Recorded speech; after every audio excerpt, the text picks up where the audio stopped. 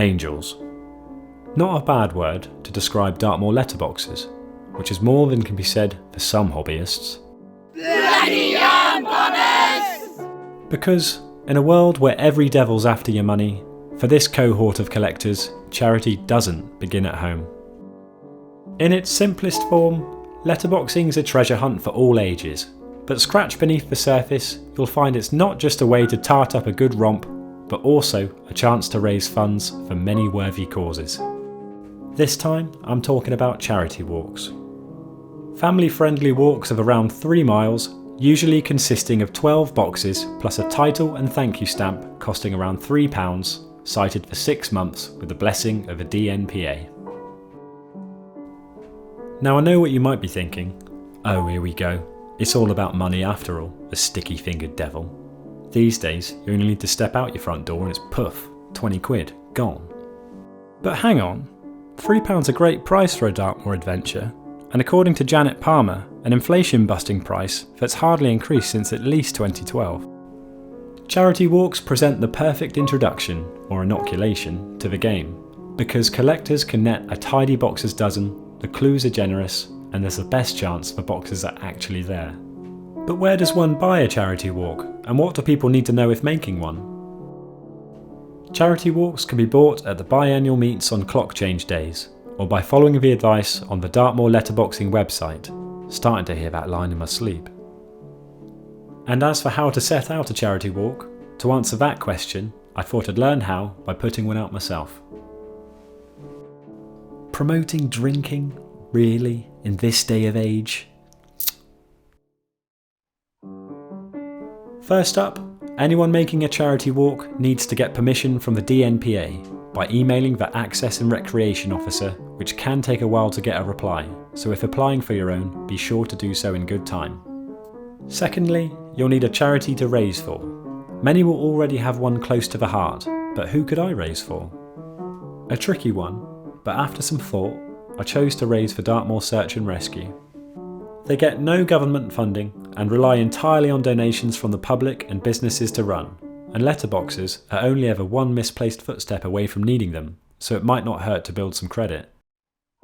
Next, I needed to design 12 stamps and a title stamp, which I made in the theme of reasons one might call search and rescue. Then it was time to hide out the boxes, which was very time consuming and not something I think would be easy for someone without experience and an understanding of letterboxing's codes of conduct. I asked permission to site my walk around the Trollsworthy tours, as I haven't seen one sited in this area in my time, and hoped the fresh site would help attract interest.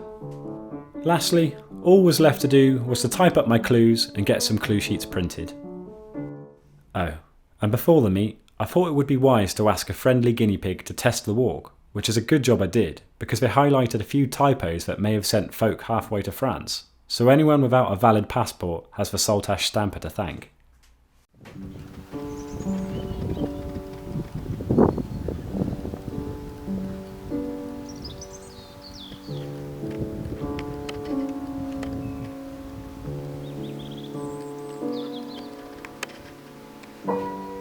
That's actually quite nice. With the walk all sorted, I booked a table at the spring meet and worked a sales pitch, which went quite well for a first go. I sold 73 clue sheets, which netted £219. I also sold a handful of clue sheets, which included pictures of Mabel posing next to all the box sites, which I figured could be handy for newcomers or young children with finite patience. Early hunters unearthed residual blunders in my clues, but nothing that couldn't be corrected with a grovelly email to the monthly update. Then, over the next 6 months, particularly when the weather improved, a trickle of further sales by email brought the total raise to £299 after expenses, and £300 after coughing up a quid of one's own. I didn't need to bring the walk back in myself, as another boxer kindly did so for me. To my relief, all 12 boxes lasted for 6 months without going missing, but when I read the messages in the visitors book, I was surprised to be quite the lady killer, just not for the reasons you'd hope. Time for this channel's resident stroppy message writer to get another run out.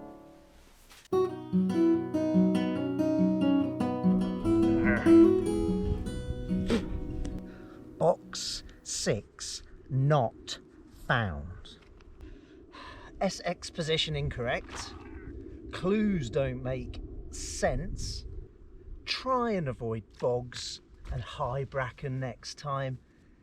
Mountain rescue should know better. Fair enough. I deserve that, to be honest, because as said, I did mistype a few grid references, sending anyone who missed the update to Neptune. I must clear up this was my mistake though, and nothing to do with search and rescue. I don't work for them, I'm just trying to sweeten them up in case they need to scoop me from a bog one day. I took the feedback on board, but due to having to get the second walk out before the first came in, I'll have to incorporate it on the third. That all makes sense, by the way.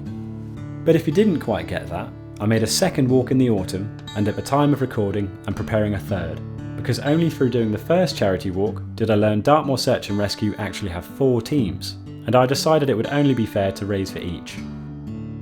So, there we go. The first spring walk raised £300 for Dartmoor Search and Rescue Team Tavistock, which I handed over to Mike Sherry, their fundraising officer, along with a little gift to say thanks from us letterboxers. The second walk for Dartmoor Search and Rescue Team Plymouth has currently raised over £250, so hopefully when all 4 walks are done, the combined sum will be over £1,000 shared between the 4 teams. You're getting twitchy because there hasn't been a graph in this episode? Fine. There were 10 charity walks at the spring meet, so let's see what they each raised, although I must stress this is not a competition, as 10 walks was above average, meaning many likely ran out of change before buying them all. £3,440 raised in all. That's nuts, and all for worthy causes. And considering charity walks have reportedly been going since 1987, that means Dartmoor Letterboxing has raised a lot for charities over almost 40 years. A fine point to end on.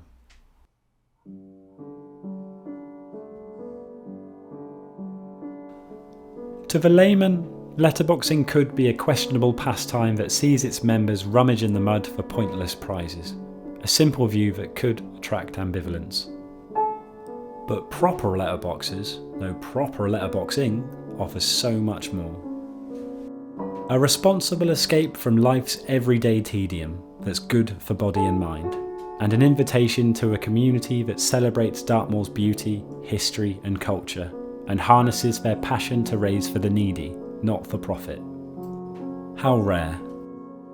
Letterboxing has been a part of Dartmoor's history for nearly 200 years, and going by the positive impact it has on its participants and wider communities, I would argue its place on Dartmoor has never been more valid.